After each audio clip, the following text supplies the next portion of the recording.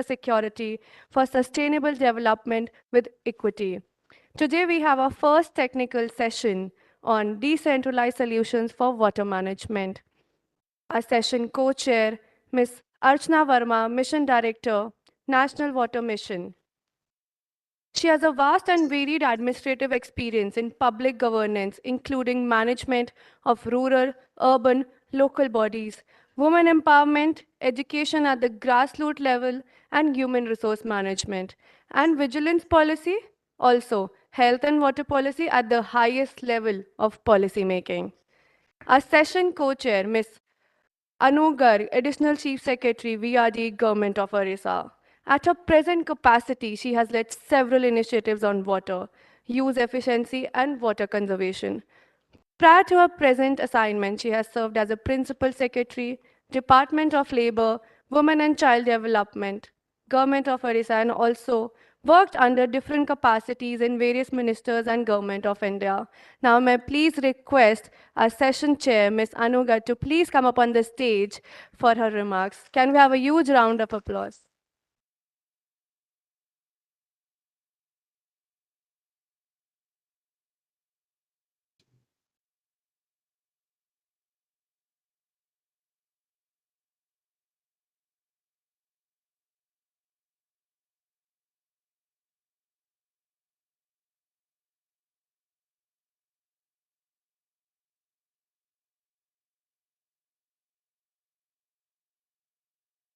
So good morning. Morning, everyone. My colleague, Special Secretary, Water Resources, Ms. Devashri Mukherjee, and my co-chair, Ms. Archana Verma, and all participants, panelists. I think the panelists can also sit here. Okay. So, friends, today's topic, I'm so happy to be part of it as now a very principal stakeholder in water resources, as the ACS of water resources in Odisha. I mean, I have realized how critical it is to talk about decentralized solutions to water management. And I mean, just for clarity, I am assuming water management as optimal, sustainable, equitable management of water, essentially. And when we are talking of water, we are going to be talking about groundwater, surface water, treated water, how that is to be managed, any water which we have been harvesting, irrigation water, industrial water. So basically decentralized solutions to each of these categories of water. And I'm hoping that in today's discussion, some of our participants, panelists would be talking about that. I'm very happy that there is an IT organization which will be talking about some IT solutions also. So when we talk of decentralized solutions, first of all, there is community. And that's where, from my experience, I can tell you, in Orissa, we have a very vibrant network of Pani Panchayats. So the water user associations, we call them Pani Panchayats. And we have around 24,000 of these water user associations. And I would say that perhaps that is the best decentralized solution to water management for managing, for maintaining, and even maximizing the use of water in their respective domains. So that is one solution that we have. Then apart from that, lift irrigation and deep bore well. As all of you know, now bulk of the irrigation is through deep bore wells and lift irrigation points, which are individual based, and therefore more ownership is there. But how can we have better water management there? So we need to reach out to these people. And in Odisha, we have started training. So for small repairs, they were feeling handicapped. So they have this whole setup, but because of a small repair, feeling handicapped. So we have started training local youth to with a tie-up with the ITIs so that they can then just be there on call and on a small payment, they can then help. So this is a small decentralized solution to a problem. And so this is one. Another is using the normal panchayats. So while we are using Pani panchayats majorly, the panchayats also have a very huge role in their respective areas. How can we ensure that the panchayats, the normal panchayats, the gram panchayats, how can they play a very major role? Maybe we can build in some systems of incentives as to how they have been able to manage their water resources better. The other category of decentralized participation could be youth. So youth, we have a campaign in our state called Youth for Water. We are doing this with UNICEF, in which we are taking youth to, and they have identified some traditional water bodies, which they are then trying to maintain, which they are trying to kind of see how climate is making an impact on that water body, basically sensitizing other youth. So how we can involve youth in water management, that is another thing which is there for all of you to think about. And a major constituent we are now planning to also include, we have been doing it in the past, is women. So we have this huge network of women self-help groups and how we can involve them. So just to give you an example, we have a scheme of urban wage employment. And there we are doing water harvesting structures only using the women self-help groups. We have made in this Jal Shakti Abhiyan 22,000 such water harvesting structures in our 114 local bodies. And this is entirely through women self-help groups. And the idea was to involve these local women, and also to sensitize them. The more they will get, they will participate, the more they will be able to sensitize their families, etc. So recently we had amendment to our Pani Panchayat Act. So in that, what we did was that the Pani Panchayat member was the person who owned the land, basically was a member traditionally. We said that henceforth he and the spouse will be members. By doing so, we have included all the women of that Pani Panchayat area as members of the Pani Panchayat, hoping that their participation will help in women also getting more sensitized. The other solution, so this is community participation. The other solution I would feel is technological. And I'm not talking only of IT.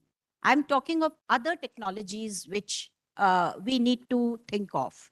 And I don't know too many, but some things which come to my mind are, can we have, for example, some technological solution whereby, like this duck build structure for MIPs. So we have in a couple of places where we are able to have more storage of water, or what is that called, piano ware style of kind of a anicut. Can we have that kind of a system? Will that be a better solution? Or in our state, we have also started, wherever we have bridges, we are also making barrages, barrage cum bridge. And these are very low barrages so that the flood water can pass. But in rainy, after the rains, we can conserve a little bit of water. Is that a technological solution, or does it have other issues? So I'm leaving that as food for thought for you all to discuss. But there are several things which we need to, and then third level at which I feel we need some decentralized solutions are at the policy level. So at the policy level, there are so many policies which are there, so many schemes which are there. So I would like all of you to think, is there anything that we can do to kind of have a better outcome of these policies? One thing which comes to my mind is conjunctive use. So at all times, at least in our state, we have that if there is already a particular cut which is being attributed to, let's say, a major irrigation or a medium irrigation or a minor irrigation project, then in that area, we do not allow any other water source, saying that it would be duplicating the cut. But conjunctive use is that near the canals where the groundwater is higher, why not use deep bore wells so that the water of the canal can go much further? And so we use 2, 3 sources in a manner that we are able to maximize whatever water is there. So for efficient water management, is conjunctive use a possibility? That is something that we can talk about. Then water management at the implementation level. This we all grapple with. And maybe just like larger dams have proper boards or committees. For example, Narmada has a Narmada Control Authority and Bias board. And similarly, for smaller dams, should we be having some kind of a monitoring committee which can not just look into how the dam water is being managed, but also maybe the catchment areas, how we can have plantations, and also that there is less siltation, how we can maintain our source in a much better manner. The other thing is maintenance. And I feel that is an area which all of us neglect. We make a dam, we make an MIP, we make a deep bore well, and then we move ahead thinking of what more. But the maintenance itself is something which we need to focus on, involving again either the community or this monitoring committee, or what solutions can we come up with. So at a schematic level, I'm telling you that in our state, we have this scheme called Navakrishna Chaudhary scheme, where we focus only on this, where we say that in case in a particular project, you find that there is a possible that some particular area, some canal is, let's say, getting defunct. That scheme is only to ensure that you are able to repair or take up that so that it comes back to its original cut. Building on that, it also has another component that if you think that there is a possibility that we can go beyond the cut, beyond the designed cut, then there also you can take. So in a particular project I had gone to, they told me that even though the designed cut is 9,000 hectares, we can take it to 12,000 hectares with the same water, only with this much investment. So that is a win-win situation. And perhaps that is where, this is one of the decentralized solutions we can come up with to maximize whatever water has been conserved and utilize it properly. Another area which sometimes we all neglect is the command area of development, which is used to be a very prominent Government of India scheme. Then it was discontinued. Some states still have it. There used to be an ADM CADA in our times, 20, 30 years back, where that was the kind of importance that was given to reach the tail end. And somehow the scheme got discontinued, but it is a critical scheme to reach the tail end and to use our water efficiently. So just field drains, field channels, how those can be utilized, how those can be maintained, that is another area which I feel could contribute a lot. And then an IEC strategy. So we have been all talking about so many groups, so many farmers. How can we kind of reach out to them with the right messages? And that is something which engineering departments are not very good at. So I always say that in every engineering department, you have to go beyond engineering. And beyond engineering, you have to think of reaching out through IEC, through messages, through, and also being able to, being there for troubleshooting. So if somebody in a Pani Panchayat is having problems, let's say, in a deep bore well or in being able to maintain it or repair it, they should have a point where they can reach out. So, in fact, very recently we started in one of our PSUs, state PSUs, the Orissa Lift Irrigation Corporation. We have set up a customer relation cell, just like private companies have, with a phone number, toll-free phone number, so that, and two people who are there to guide anybody who has a complaint. So our customers here are the farmers, and they, whenever they are ringing up, so that we are there for them to resolve the issues. So basically, trying to resolve basic issues which people may have. These are some of my original thoughts, friends. I am leaving this as food for thought, or let me put it, water for thought. And I would like all of you to dwell on it, think about some solutions, because I think given that we have 17% of the population of the world, only 4% of the water, and given the vagaries of the climate which you and I are experiencing in our own lifetime, we are seeing the difference in our own lifetime. Time has come when we have to use our water far more efficiently, and we need to seek out as many solutions as possible at various realms with various categories of people. And with that, I will now request that we start, and everybody may kindly stick to their respective time frames. Thank you. Thank you so much, ma'am, for your kind words. Now I request Mr. Shilp Verma, IWMI, to please come up on the stage for the presentation.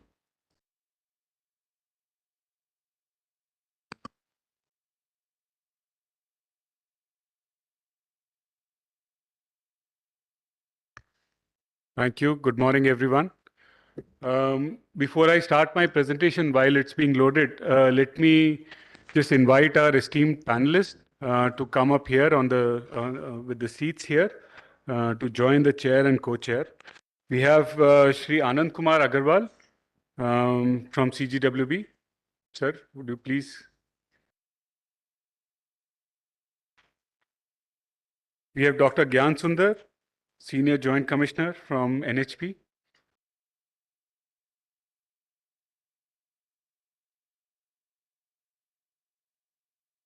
Professor Vivek Kumar from the Center for Rural Development and Technology, IIT Delhi.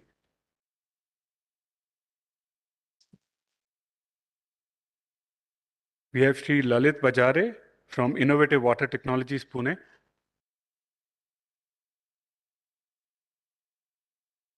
We also have two participants who are joining virtually. Isha Zaveri from the World Bank. She's going to make a presentation after mine.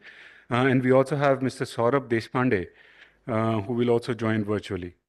I also want to invite Manas Satpathy from Pradhan.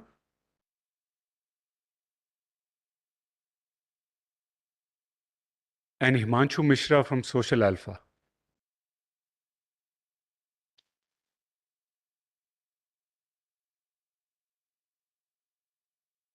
So we have a very, very diverse panel, and I'm hoping that the discussions in this panel will basically lead us towards the solutions that the chair were talking about.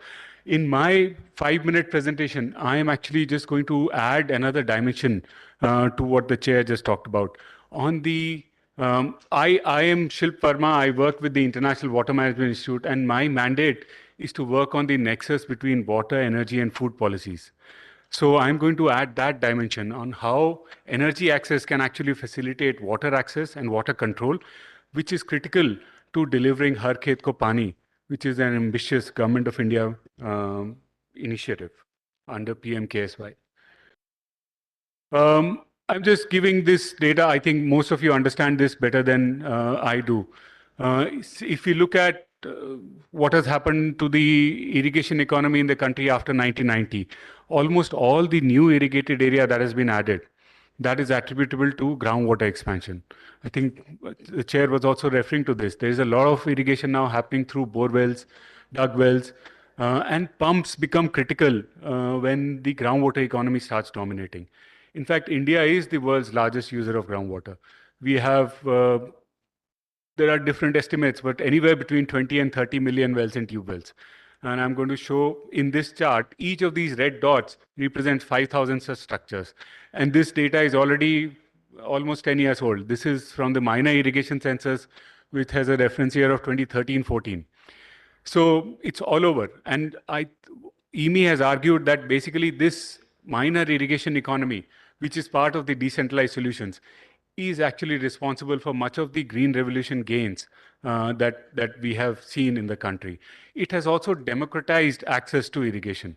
So irrigation is not only limited to the command area of irrigation systems, but it has gone much beyond that. Many of the hydrologists and hydrogeologists had actually argued that in much of peninsular India, which is drier part of India, we cannot have a lot of irrigation. But the groundwater economy has proved that wrong, even though it has, in some cases, gone beyond its limits. The second map shows what we call the energy divide of India. The red parts of this map are where the wells and tube wells are more than 80% of them run on electricity. And most of this is subsidized electricity or free power that is given by the government to farmers. Our annual farm power subsidy bill is anywhere between 15 and 20 billion US dollars. So that's the money that the government is spending through state governments on subsidizing irrigation access. But the yellow parts represent where less than 20% of the wells are energized through the grid. And they're all dependent on either manual pumping or diesel-based pumping, which is very expensive and it's also much more polluting. So this is the kind of two sides of the coin within the same country. Interestingly, the western and peninsular part is also the water scarce part, which is experiencing groundwater depletion. But eastern India has much more natural endowment of water, but because of the high cost of irrigation, there is under irrigation and lower productivity of crops. I already mentioned this. India is the world's largest. In fact, India uses more groundwater than the next two countries, which is United States and China combined. So, and that has caused these depletion pockets. Now, we did some work when PMKSY was announced. We were quite excited by the idea of the government taking up the mission of delivering Har Khet Ko Pani. And we thought if we have to do that, then we must first identify which are the geographies in India which are irrigation deprived historically. And we identified 112 districts which are the most irrigation deprived districts where on average less than 30% of the farms have any access to irrigation. So that's where we thought that PMKSY should focus on. And both the states on which we want to focus today in this session, Orissa and MP, are significantly represented in this most irrigation deprived geography. There is also a social side of this. Within this geography, it's the tribal communities which are deprived, much more than the non-tribal communities. And that's another aspect on which I hope we can discuss today. Now, in Madhya Pradesh and in Odisha, there have been significant efforts and successes as well in expanding irrigation access. Between 2009 and 2014, we did some analysis. Madhya Pradesh increased its irrigated area significantly. Part of this was through techno-economic reforms, but also institutional reforms in the irrigation sector. There was large-scale desilting of canals undertaken to improve the flow of water to the farms. There was improvement in the canal management protocol. There were enhanced monitoring and investments in delivering water to the last mile. But there was also some very interesting energy policies, I think, which often go unreported. Madhya Pradesh started a program of issuing short-term seasonal temporary connections for irrigation, which were basically 90-day connections, which were available to farmers on a prepaid basis, which is unheard of. Most farmers in India don't pay for energy, but here we have, we had farmers prepaying for energy access through these short-term connections, and we feel that had a major impact or contribution to expanding the irrigated area, as has been shown in several studies. Similarly, in Odisha, there have been significant efforts. The last minor irrigation census shows that most of the irrigation economy in Odisha is dependent on diesel or on manual power.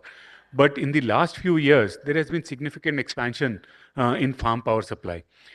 This data is already old. Now I hear recently that even double of what is shown in this graph is actually now the farm power supply. So that would have significant livelihood impacts. And we need to find more ways of doing that. At the same time, there is another parallel opportunity that is now available of solar irrigation, which is becoming popular, and there is a big government focus on expanding solarization of agriculture.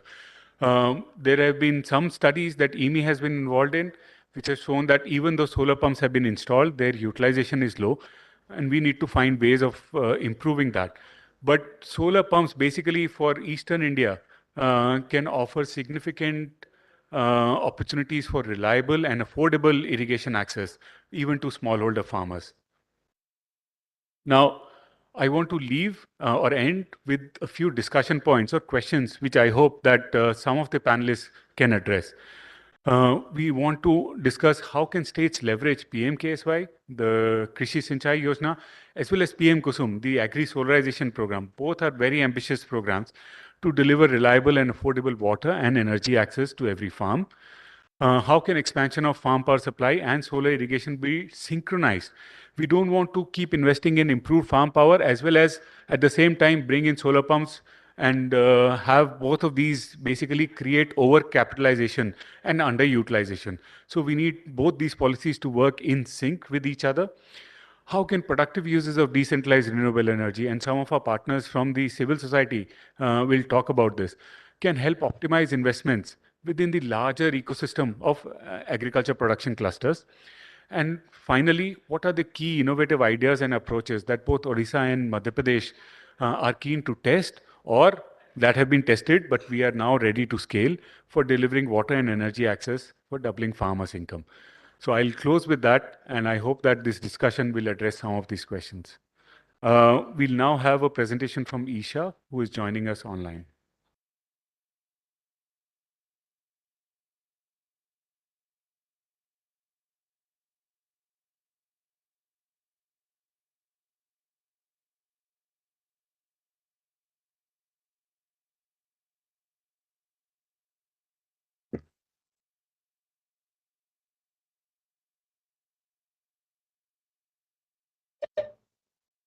Good morning, everyone. I hope you can hear me and see the slides as well.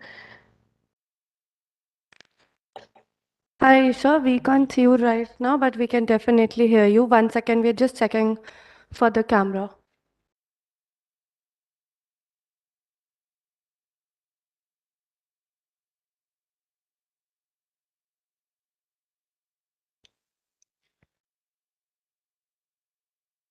Hello. Hi, Isha. So your presentation is on screen and everyone can hear you. Thank you very much. Good morning, everyone. I'm Isha Zaveri. I'm a senior economist at the World Bank. But today I'm presenting as an affiliate scholar of Stanford University, where I did my postdoctoral fellowship before joining the bank. So I want to put the caveat that all the findings and conclusions that I expressed do not necessarily reflect the views of the World Bank. This work I'm presenting is a paper I was working on as a student with my co-authors here, Shomithro Chatterjee, who is currently an assistant professor at Johns Hopkins University in the United States, Rohit Lamba, who is at Pennsylvania State University, and myself. Currently, as I said, I'm an affiliate scholar at Stanford. And here we wanted to look at the role of farm subsidies in changing India's water footprint. So it's my great pleasure and great honor to be here and present this to all of you, and I want to convey my thanks to Shilp for inviting me. So let me just give a broad overview of why we wanted to study this. One is that governments around the world provide broad types of levels of support to agriculture. About $600 billion are provided annually to support agricultural production and food consumption worldwide. And a large part of that, around 70%, consists of support for agricultural producers. A majority of this support, in turn, is provided through measures that are considered distorting in the sense that prices get distorted. And so, given the magnitude of resources that are devoted to agricultural subsidies across the world, we wanted to understand what were some of the unintended consequences on environmental outcomes, because that would be very critical to understand for policymakers to design sustainable, fair, and efficient agricultural policies going forward. In India, of course, there are a fulcrum of farming practices that uh, on which the state subsidies influence. So these can broadly be classified into two. Of course, the input subsidies like free electricity, high yield seeds, fertilizer, as well as output subsidies, which are guaranteed a procurement at set prices. And these subsidies can influence crop choices and farming practices. And of course, most of them are well intentioned, but the externalities that they have come to impose on the environment often can get ignored in policy design. And so we wanted to explore the nature and extent of these externalities in the study. And developing countries like India in particular, of course, they are also facing a greater burden on freshwater reserves. Higher population also implies a greater rate of water use. And India, as Shilp already mentioned, has witnessed a 500% increase in groundwater consumption over the past half century. And so the question we wanted to ask is that, is this in spite of or because of some of the agricultural, well-intentioned but perhaps distorted agricultural policies? So that's where this paper comes in, where we wanted to understand the role of farm subsidies in changing India's water footprint. And we specifically wanted to do focus on the role of output subsidies. And these, of course, guarantee purchase of crops at floor prices. They are intended to protect or raise farm incomes and food production for the consumer.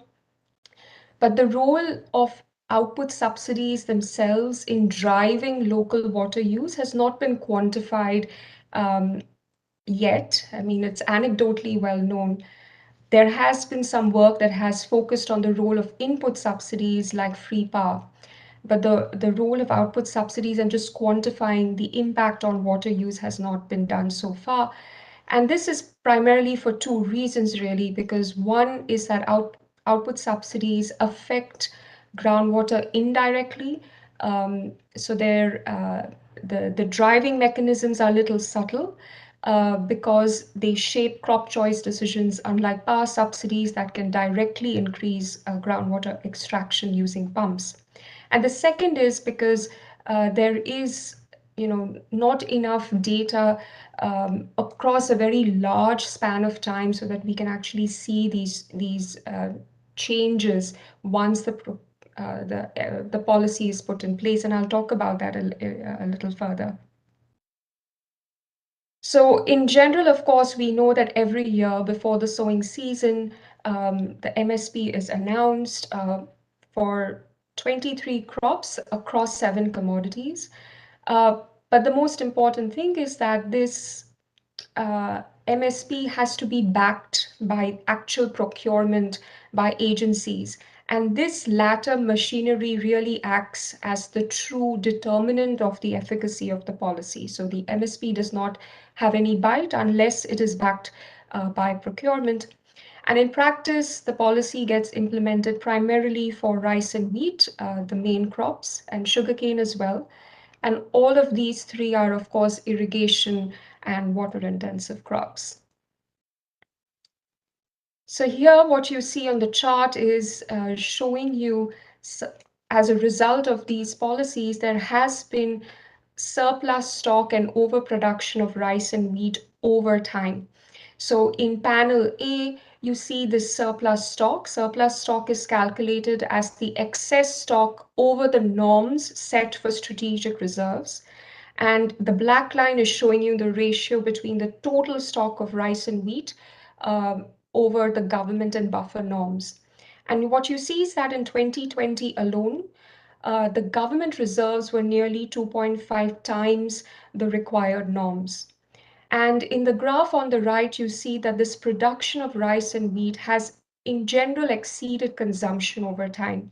And in 2020, although you the graph ends in 2018, but in 2020, this trend continues. And we found that this production actually of rice and wheat exceeded consumption by 30%.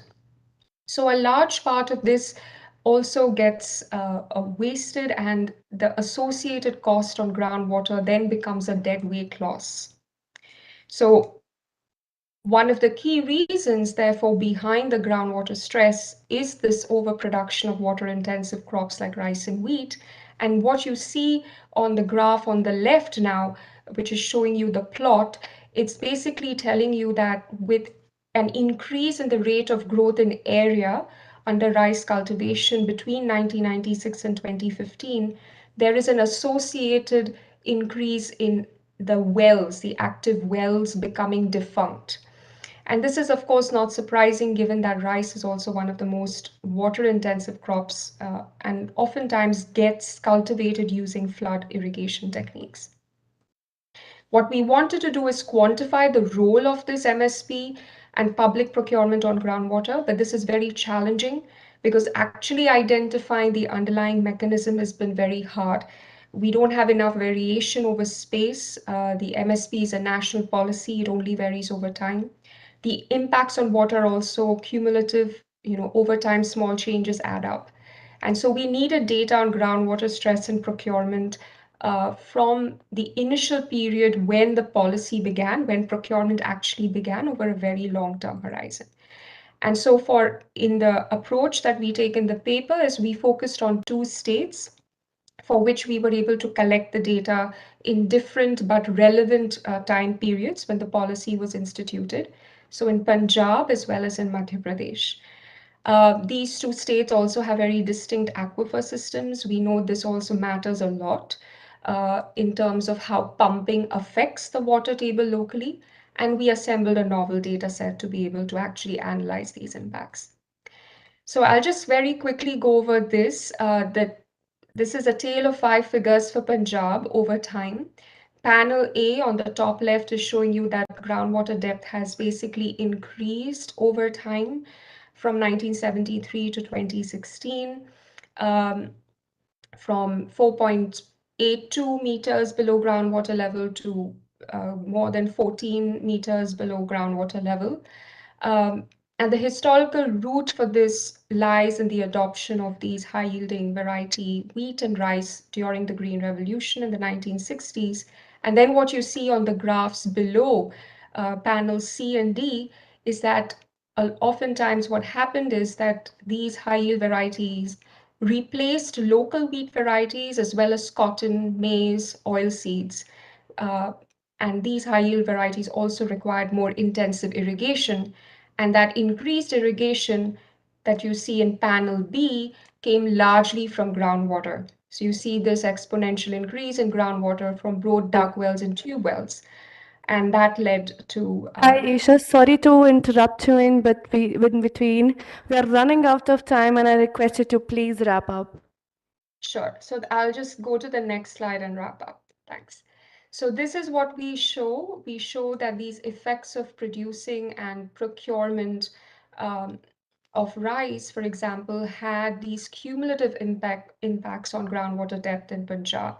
And we find that procurement of rice, for instance, explained almost 60% of the fall in groundwater levels between 1981 and 2003.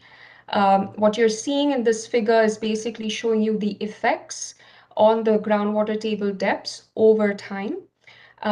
And this gradual adjustment is an important finding, and it's worth emphasizing because if one ignores this adjustment process, you could underestimate the effects of the subsidy on groundwater declines by almost 90%.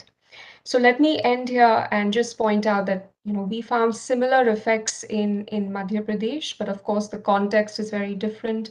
The policy shift happened very recently in the past from 2008 onwards, but we see similar effects there as well.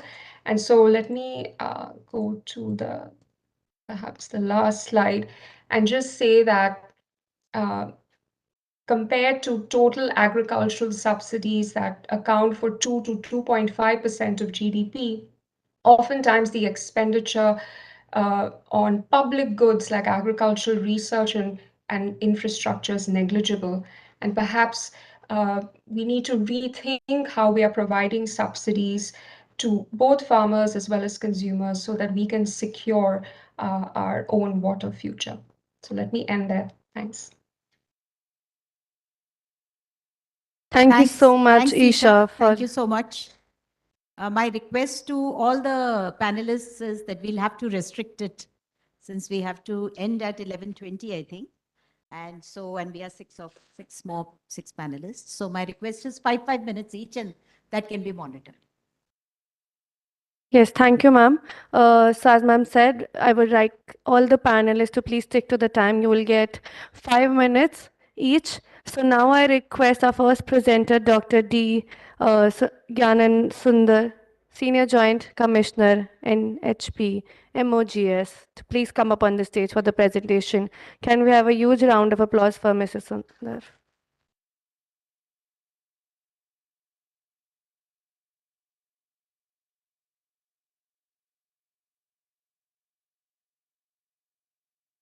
Good morning and respectful good morning wishes to Special Secretary Ma'am, Chair, Co-Chair, and all the participant delegates. Keeping in mind the time restriction, I will like to restrict by 5 minutes. But quickly, I would like to just put a point to the audience here as a thought. It's not a food for thought, a morning thought. Like in our country, the previous speakers have mentioned and have put more emphasis on the importance of groundwater and how it has enabled for the food production. That's what you have seen. It means rough around 40 to 45 millions of tube wells exist in our country in the form of tube wells, bore wells, and dug wells. And all these tube wells, 99% of these tube wells are being owned by the farmers or the public. And now at the central level, a policy being framed to translate, educate, and make the farmers or the public to understand in a way they change a system such that it doesn't affect the food production, it doesn't affect the withdrawal of groundwater, because one side there's a decline in groundwater level, other side to suit the growing population exponentially there should have been a food production. Therefore, both has to be in balance. So therefore, a policy should be framed in such a way that a farmer understands what is happening in this country. I had an opportunity of visiting Gujarat. Maybe I can slip to the next slide. Yeah. I'll quickly put the points which is field oriented, which will be much useful for our audience. It was in a place called Mangrol Chorwad, where 20 years before it was a fresh water, and then in a gradual phase of time, this I'm talking which happened before 20 years, it became brackish. The panchayat, they had their own wisdom, got the order from the engineers over there to mechanize the dug well in a way that the village women need not come to the place. The borewell is mechanized, the dug well is mechanized, they have an overhead tank, and they were getting supply of water. On a course of time, these women who used to gather to that place understood on an account of pumping for a day, the groundwater becomes saline at the end of the day. It means there's a top fresh water. I visited that place.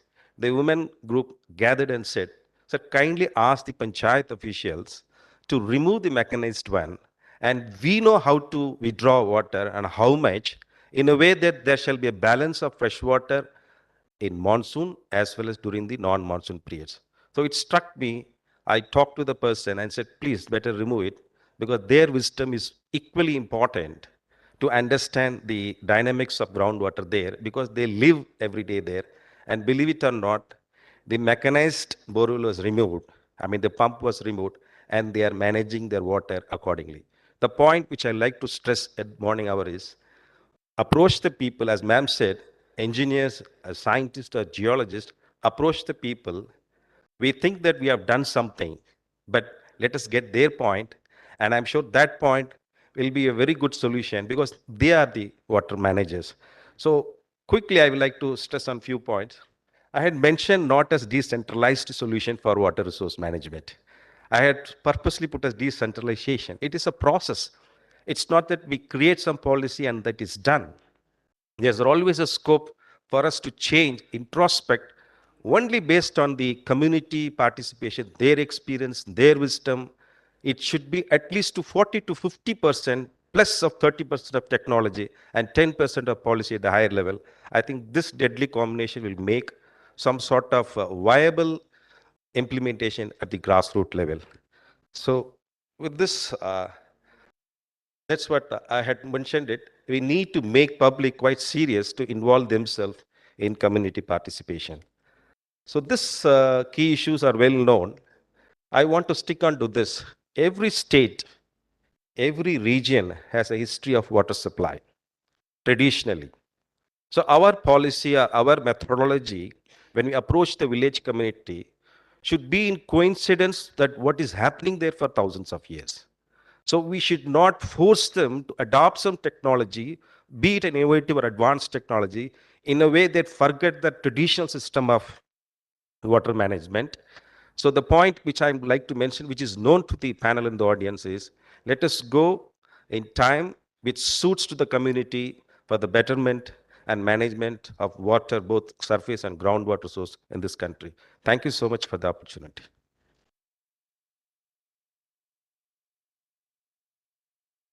Thank you so much, sir. Next up, I invite Professor Vivek Kumar, Center of Rural Development and Technology, IIT Delhi, to please come up on the stage for his presentation.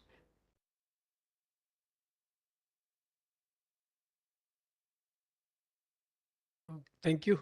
First of all, my big thanks to the Ministry of Jal Shakti for inviting me here.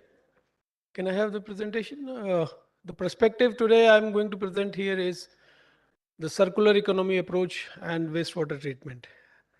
So in 2019, Niti Aayog came up with some data, and data suggests that in India, we are just treating 70% of the wastewater. And if we look at the water stressed districts, there are more than 270. And the population is around 60 crore people are feeling water stressed in this country. And more than 82 crores, they are having water accessibility less than 1,000 meter cube per annum. So with this background, if we talk about the circular approach on wastewater treatment, that is treating wastewater and then reusing it. So we can go to the next slide. Oh, sorry, I have this slide. So quickly I'll go, this is the slide taken from IWMI only. So it talks about the circular approach where we are talking about economy, we are talking about health impact, social impact, and then the competition. So where we are not only talking about creation of job opportunities, sanitation management, improved food security, and then enhancement of the natural capital, etc. We are actually now redefining the whole strategy of 3R and the treatment systems. So earlier we used to say, when we used to say 3R, it was reduce, reuse, and recycle. So now we have added, because we are talking about circular economy, so we have added another R as recharge. So recently, IIT Kanpur, IIT Delhi, and IIT Roorkee, we were working with some industries, and we found that these industries in a particular cluster, they are treating water up to a very good quality. So maybe that can be, segregated, stored in the pond, and then we can think of recharge. So now reduce, reuse, or recycle and recharge. And as far as treatment is concerned, now there is a focus on decentralized. We are talking about decentralization. So in decentralized treatment and the centralized. Decentralized, again, we can go for ex situ and in situ. So in situ, for example, in Delhi recently we have started. So there is a drain, push wear drain, where so this is the old actually. I have to go quickly on this. Right. So, this decentralized treatment system, now we are focusing on drain treatment, and there we can have again a strategy what to achieve, like what is the objective of the treatment. So whether the drain is directly going to the drinking water source, then we have other standards. Otherwise, when we talk about the drain treatment, we can have standards where we can control odor, we can control aesthetics, or we can work on aesthetics, etc. Right, but when we talk about the reuse and recycle, one of the sector where this treated water is being proposed to use in irrigation, and that is what I would like to highlight to the audience. So there are a lot of challenges when we talk about the irrigation. So those challenges we need to address, and as a policy makers, when we are going for this kind of proposal, then we have to think of what are the challenges with this treated water irrigation. So there are risks related to health risk, environmental risk related to soil, crop, public health, and the groundwater sources. So when we are talking about these risks, I mean, this is the pathway. I need not to explain this because there is a time scarcity. I would like to go to the slide. Right, so this one. So when we talk about this reuse of treated wastewater for irrigation, we should adopt a strategy where we look at this this treated water in three different segments. So one where this water is being reused for agriculture, the food crops. So there has to be different standard for that. Because these food crops will be used for direct human consumption. Then there are food crops which are going to be processed. So there can be different standards for this kind, because in this case crops will be processed. So you have a chance, because in the first case there will be direct consumption. In the second case, there will be processing, so you have chance for kind of remediation. And the third, where you are talking about non-food crops, so there you can have little more relaxed standards. And besides this, I just like to highlight just one point, uh, uh, because we need to think right. So if you look at the exposure pathway, there is a possibility of direct exposure to the farmer and farmer family. So that again we need to think of. During the COVID time, actually there was a consortium working on the possibility of contamination of this sewage wastewater with this virus. So during that time, then this pathway is also very important. So this is just for the policy makers to think on different standards, and of course academic institutions are working on these things. Yeah. So that's all from my side. Thank you.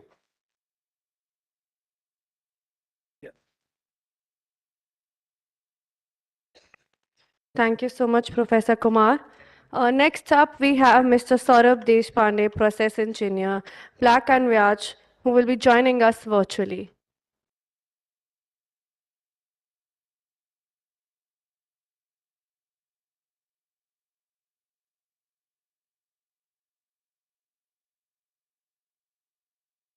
Hello. Hi, Mr. Saurabh. I hope you can hear us.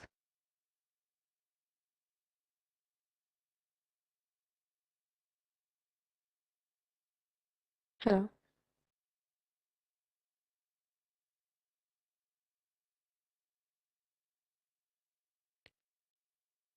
Okay, so I would like to invite Mr. Lalit Bajare, CTO, Innovative Water Technologies Private Limited, Pune, and we'll continue with Mr. Saurabh in few minutes. Thank you.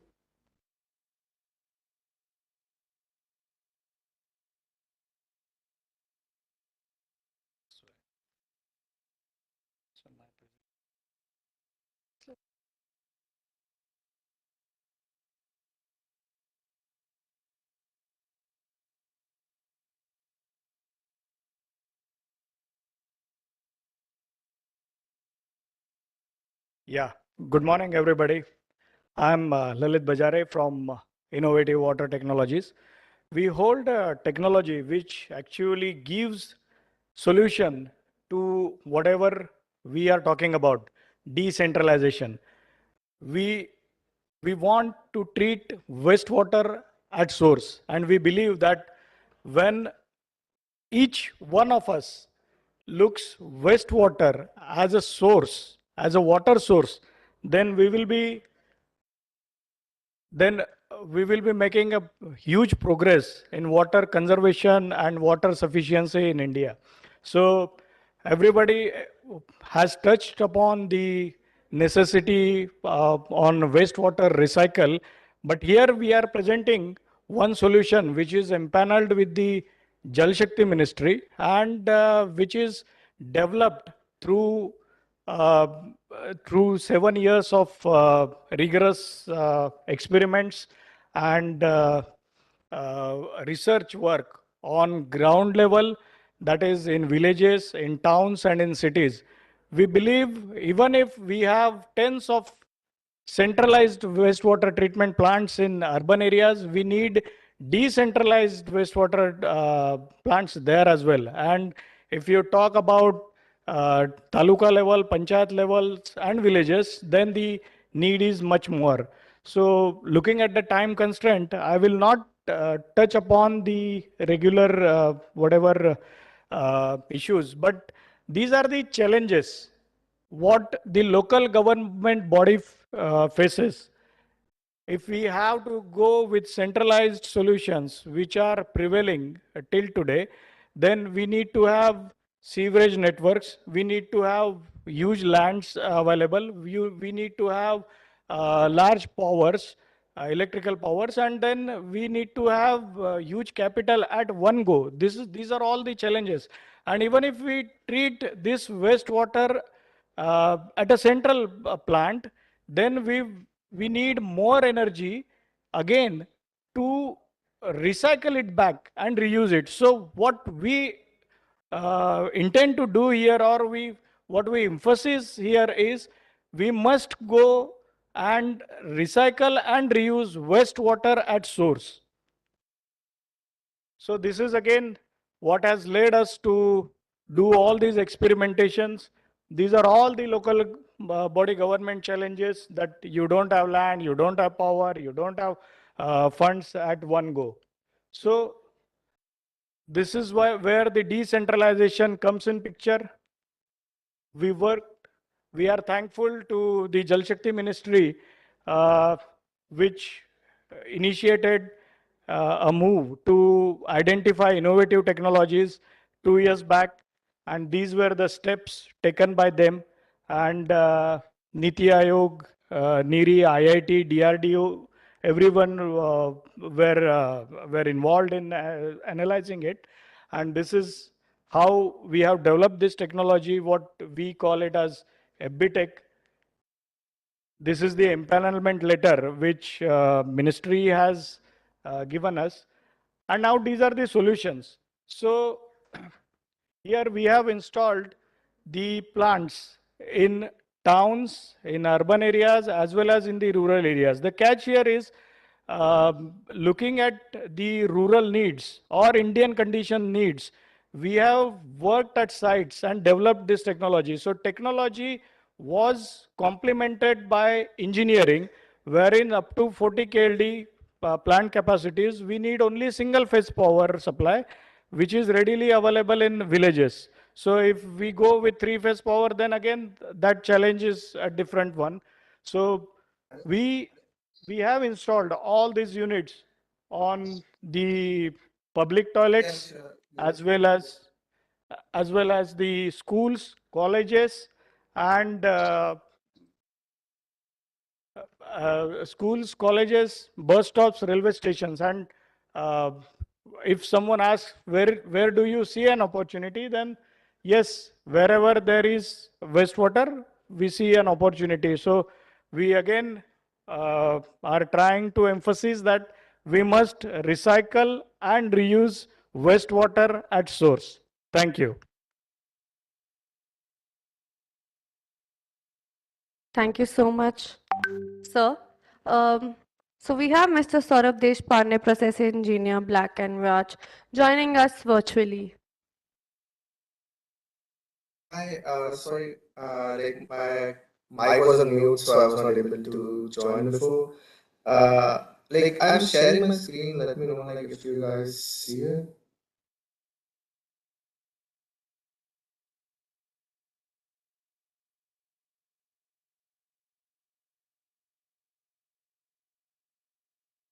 Hi, sir. We can see you now.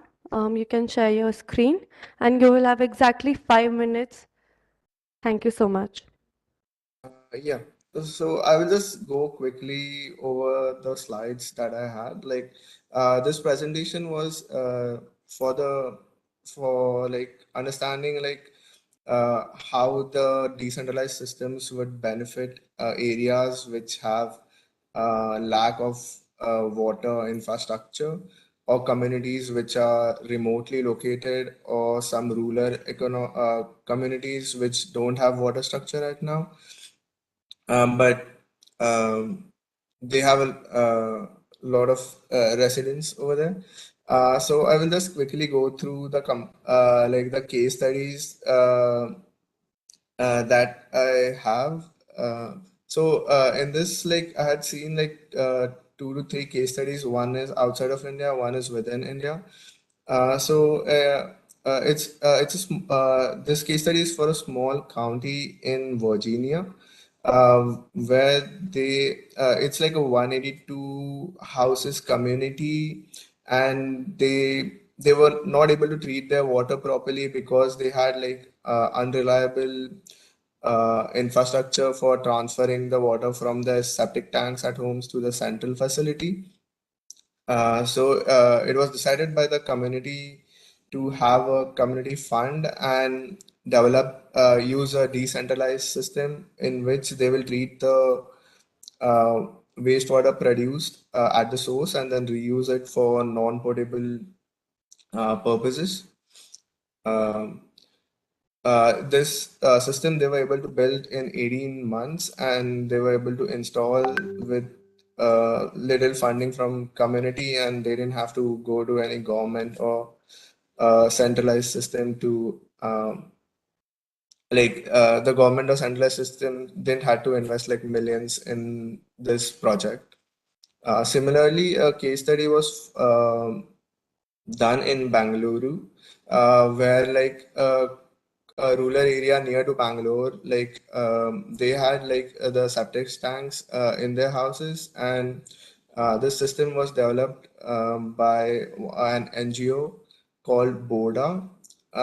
They In this system, like they collect all the fecal sludge from all the communities and then bring it to a single place, where it is treated by using an anaerobic digester, and the biogas which is released is can be reused by the residents for cooking. And this is all a gravity based system, so it doesn't require any energy or electricity, and the solids which are produced, they can be resold after treatment as biosolids, as fertilizers for the farmers.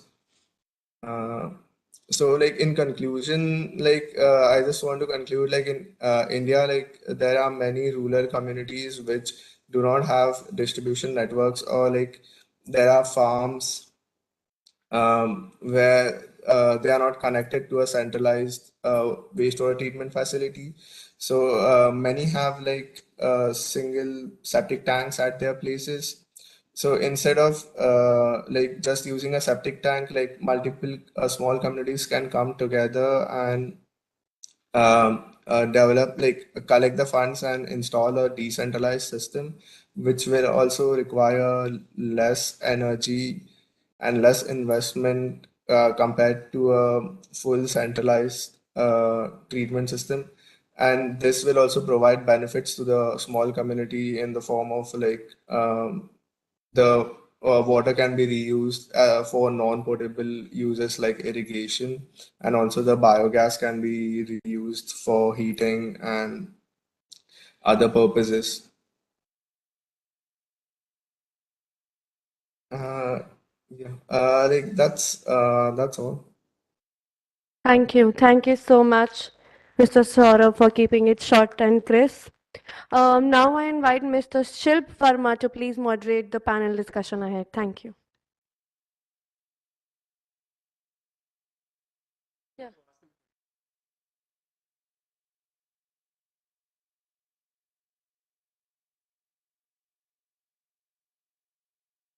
Thanks. We have three more panelists, and thankfully they are not making presentations, but I'm going to ask them very difficult questions, and I hope that will generate some discussion. I'll start with Sri Anand Kumar Agarwal from the Central Groundwater Board. Sir, you've heard so much about the possibilities of groundwater development as well as using wastewater for recharging groundwater. Now, if I remember correctly, there was a new component of PMKSY focused on groundwater that was added. So I was wondering if you could reflect on how groundwater can act as a decentralized solution for improved water management. Sir. Sure.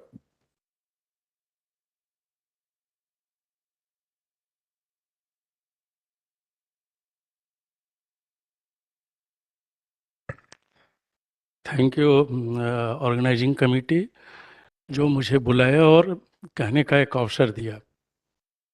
Sir ये decentralise जो distribution system और जो solution है पानी की उपलब्धता को तो एश्योर करेगा लॉन्गर पीरियड के लिए उस क्षेत्रों में जहां वाटर सेट छोटे हों और जहां जैसे बिहार जैसे राज्य जहां से मैं काफ़ी लंबी सर्विस करके यहाँ आया एक्यूफर हाईली पोटेंशियल्स हैं और रीजनली एक्सटेंसिव हैं और water shade runs into thousands of kilometre.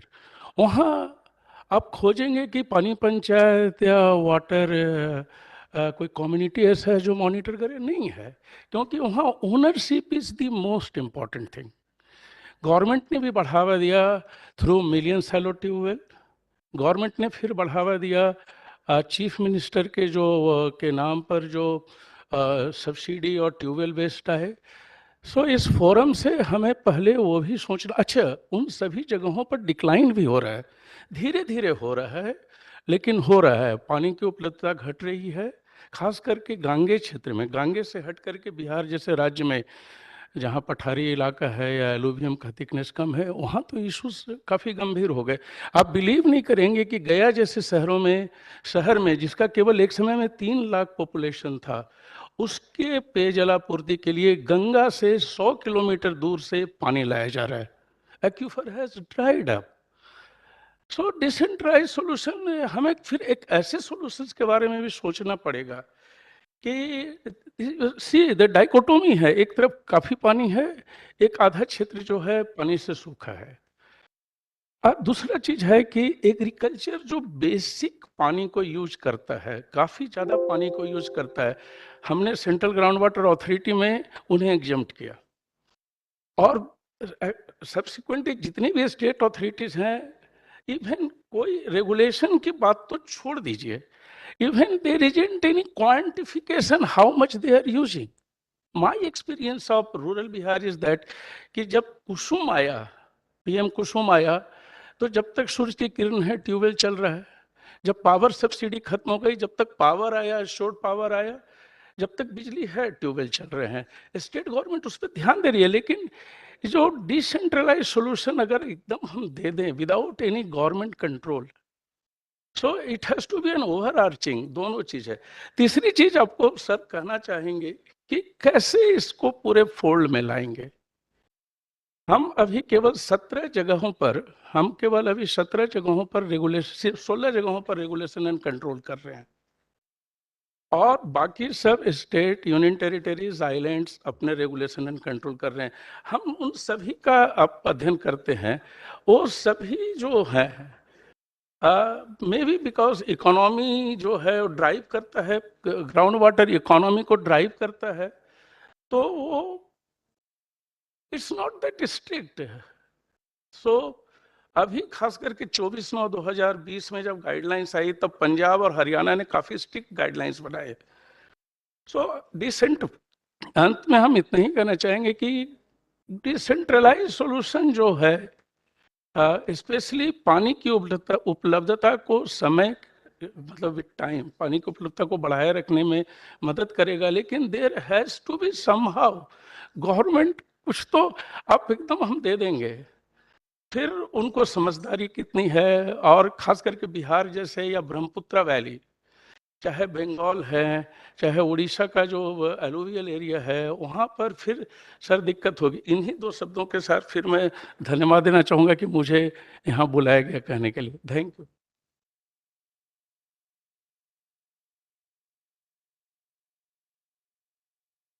Thank you, sir. Next, I would like to Manas from Pradhan. Pradhan has been working in this field for, I think, 40, 50 years. So just for him to share the experiences of Pradhan from Orissa and MP specifically.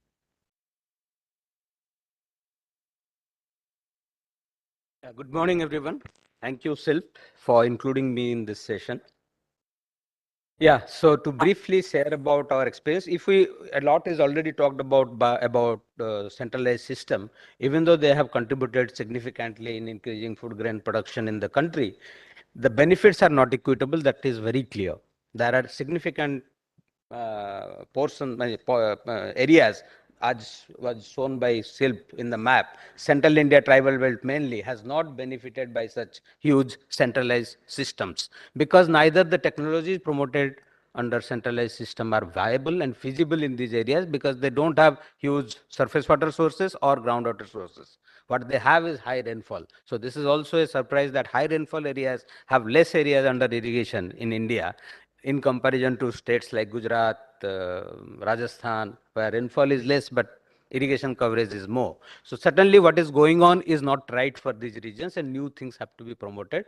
And for that, decentralized water management has to be promoted, so that people can promote the technologies they are used to promote traditionally for so many years, and how technology can help them to be more efficient and access that. That is where we focused, and we have developed technologies by working with the people in this Central India tribal belt, mainly small ponds. So it is not capital technology or skill intensive. It is people manage, they have the technology, only it has to be integrated, people have to be brought together, and those have to be promoted under various governments. So we have leveraged MGNREJ to promote integrated land and water resource development in the tribal area. So community, they come together, they plan integrated water resource development for their area and get it approved in the Gram Sabha and implement it under MGNREJ, so that everyone, at least the farm people having lands, have access to water bodies and are also jointly deciding about the crops which can be taken up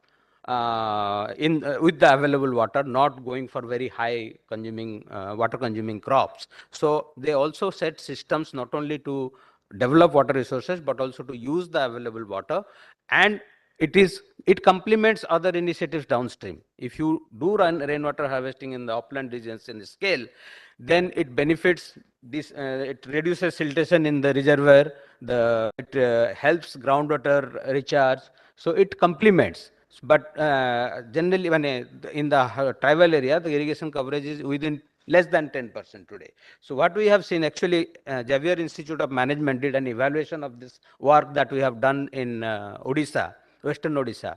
Their migration, to reduce migration, this initiative was taken, and we were involved in that initiative to anchor it. So around 30 NGOs got involved, and we in 20 blocks we did this, and the impact results, the XIMU says that 60%, earlier 28% of the resources, MGNRG resources, were getting used for land and water resource development. Now it was 77%.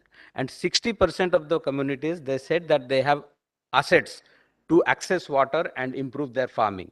And 56.7% said they have earned more, so now they will not migrate. So it's a significant impact. So what I see, that as a result of all these efforts, that it is highly cost effective, it is inclusive, most of the farmers having lands got assets, it is sustainable because they have it in their land and they manage it, and overall it is quite impactful because they have earned income, and which will stop migration, distress migration to distant pockets. And it doesn't need much energy because they are shallow water, so they can manually also lift, or small pump sets can at best be used. So that is the experience that we have, and we have scaled it up now in Chhattisgarh and West Bengal with government under MGNREJ, and covered a large number of villages. Thank you.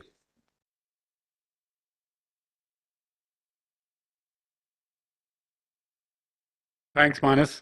Let me now invite Himanshu. Himanshu is representing Social Alpha. but he's also wearing the dual cap of Cine and Sustain Plus. And I hope he can share the experiences specifically of decentralized renewable energy solutions.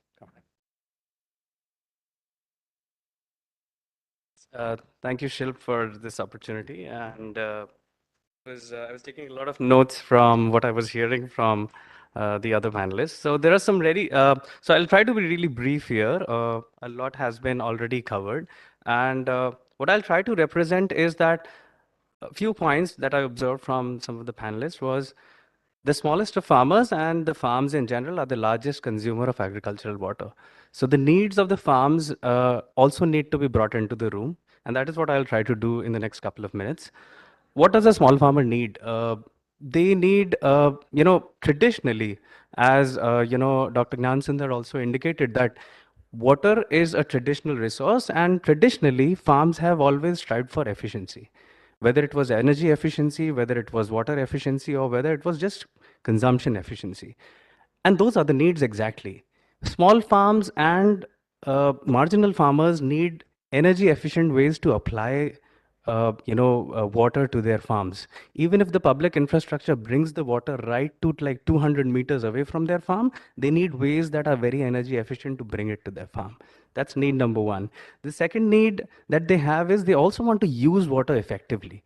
They do not want to keep irrigating multiple times and spend the drudgery and the energy around it. They want efficient ways to retain that water in the soil and technologies that could help there. And also, very, very importantly, small farmers and marginal farmers also realize that water as a resource is something that cannot be exploited and depleted beyond a point. So they also need ways to map their own farm level resources and be able to have some visibility on how much they can extract at what point and to what extent. And I think if we can enable them with some very, very logical solutions at the farm level, it will actually drive not only better efficiency on the farm, but also drive down the energy we spend on using agricultural water, the overall consumption of water at a state level, and also the overall climate resilience aspect of it. So I'll try to use certain examples here, just to make it easy. Example number one about making energy efficient technology available to them for accessing and applying it on their farm. So everyone has heard about sub-HP pumps, but we've been doing certain experiments, especially in the districts of Keonjhar and Mayurbhanj in Odisha.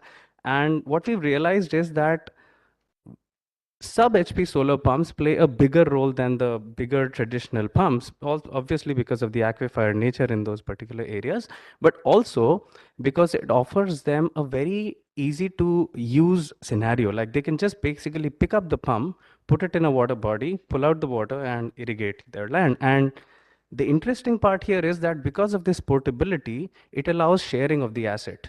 So what we've been able to demonstrate is also that small holders who have half an acre do not need to own the whole pump themselves. They can own it in a groups of 2 and 3 farmers, and they can be sharing that asset and using it for irrigation. So it's not only application efficiency, but also ownership efficiency that we drive there.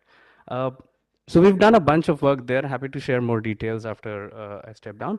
The second example that I want to share is on use of micro irrigation on the farms, which integrates with special additives on the soil and how entrepreneurs and technologies have been created to hold more moisture in the soil and hence reduce the need of irrigation. So imagine if instead of 4 irrigation cycles or 5 irrigation cycles, if someone can reduce it to 3 irrigation cycles, imagine the amount of burden reduction on the public infrastructure. Imagine the number of canals and the public infrastructure that needs to be built. And we have one innovator who's worked out with the name of EF Polymer. What we've been able to create is a hydrogel based out of organic inputs that actually is able to retain moisture up to 100 times of what traditionally the soil would retain. So, technologies like sub-HP pumps, technologies like soil additives, technologies like micro irrigation would drive the efficiency on the farm and in turn allow us to make this transition for the eastern part of the country more efficient, more climate resilient. And I think we have this unique opportunity to learn from some of the mistakes of exploitation of water resources in the western part of our country and not repeat them and maybe use innovation and entrepreneurship as a lever to learn from a lot of these mistakes, create better contextualized community-centric solutions, and make this happen. Yeah, thanks a lot.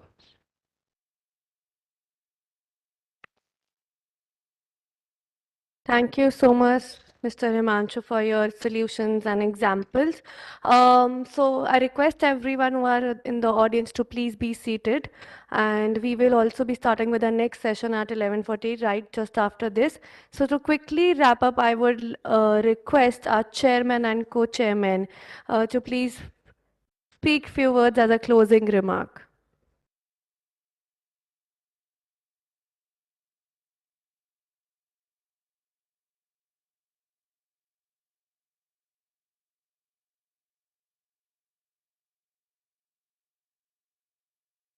So, good morning, everybody. Anu Garg, Madam, Debashri, Madam, respected participants. My name is Archana Verma, as you would have already seen on the nameplate, and I have recently taken over as the mission director of the National Water Mission. So, I am amazed at the learning that one has got from this brilliant session and very brilliantly chaired by Anu Madam. What I want to say is that nature does not believe in silos. This is something which has made a very, very deep imprint on my mind. But still we treat water, which is a natural product, in a way that is silos in thinking. Like even today, I noticed then when we are talking about this topic, which is decentralized solutions to water management, our whole focus is on the technological aspect of water management. Only Anu Madam, I think, and to a certain extent others, have talked about harnessing the potential of the communities. So basically, when we think of solution, we think of technology. Sometimes technology may or may not be a solution. It is the human capital. And I agree with Anandji that, you know, decentralized solution cannot be the panacea for all our water woes. It has to be integrated.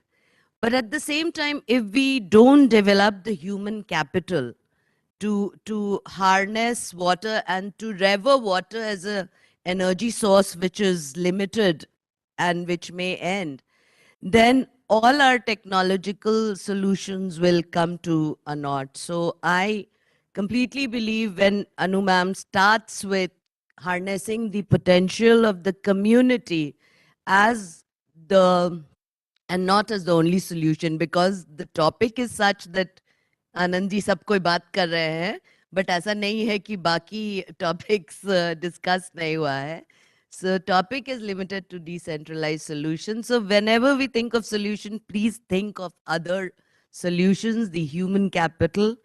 Second is that, you know, we cannot, water cannot exist in silos and human beings also cannot exist in silos. Water is a very politically sensitive subject.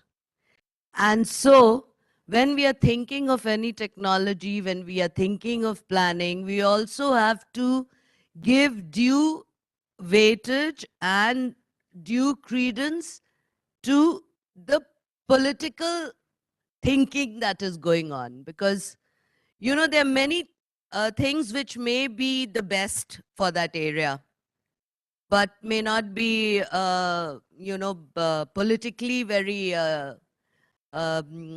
what should I say, बहुत हाँ palatable. So वो नहीं use होगा. तो वो भी एक चीज ध्यान में रखनी चाहिए when we think of decentralise solution.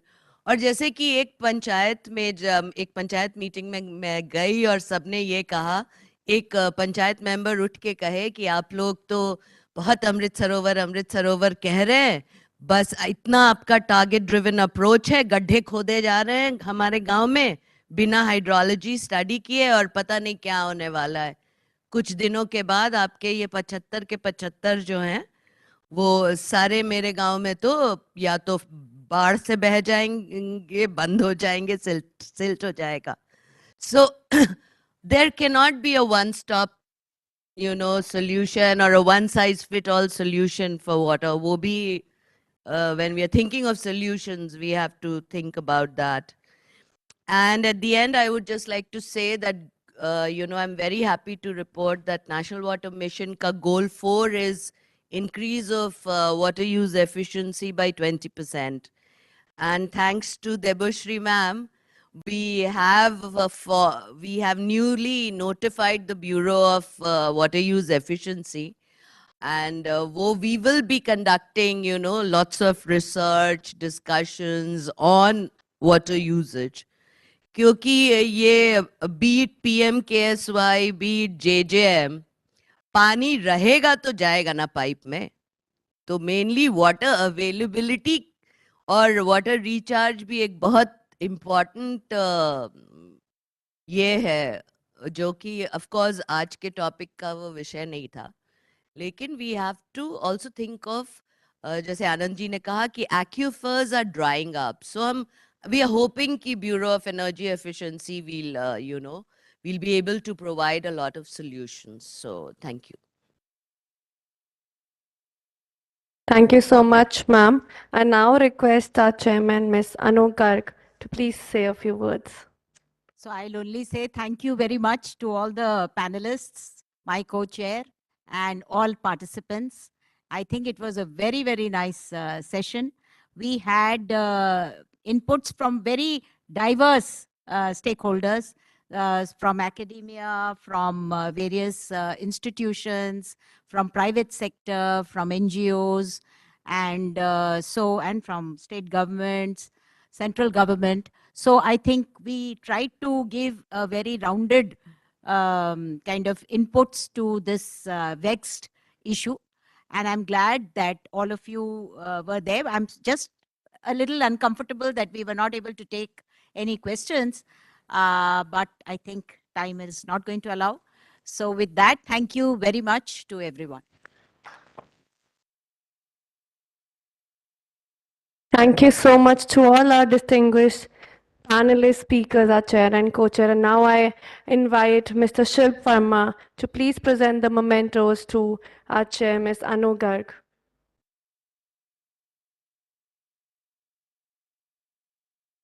Can we have a huge round of applause? Thank you, ma'am, for being such a wonderful chair and sharing such an insightful session. I request Shilp Verma to please hand over the memento to Ms. Archana Verma. I now request our chair and co-chair, Ms. Anu and Ms. Arjuna, to please present the memos to our respective speakers, Shri Anand Kumar Agarwal.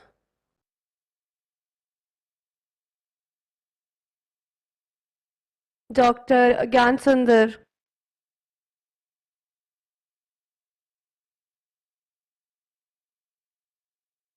Professor Vivek Kumar.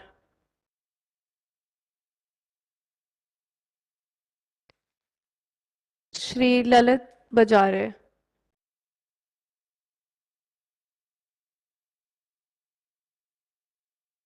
Mr. Manas Satpati.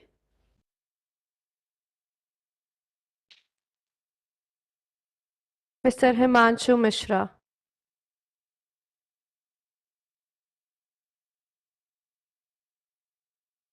I request Shri Anand Kumar to please present the memento to our moderator, Mr. Shilp Verma.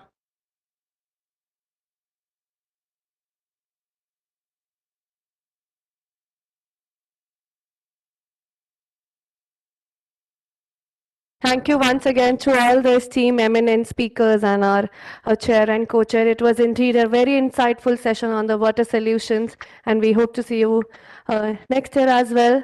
All the guests are requested to please be seated because we are starting with our next session shortly. The theme of the session is Role of Civil Society in Efficient Water Management. I request all the audience and the guests to please be seated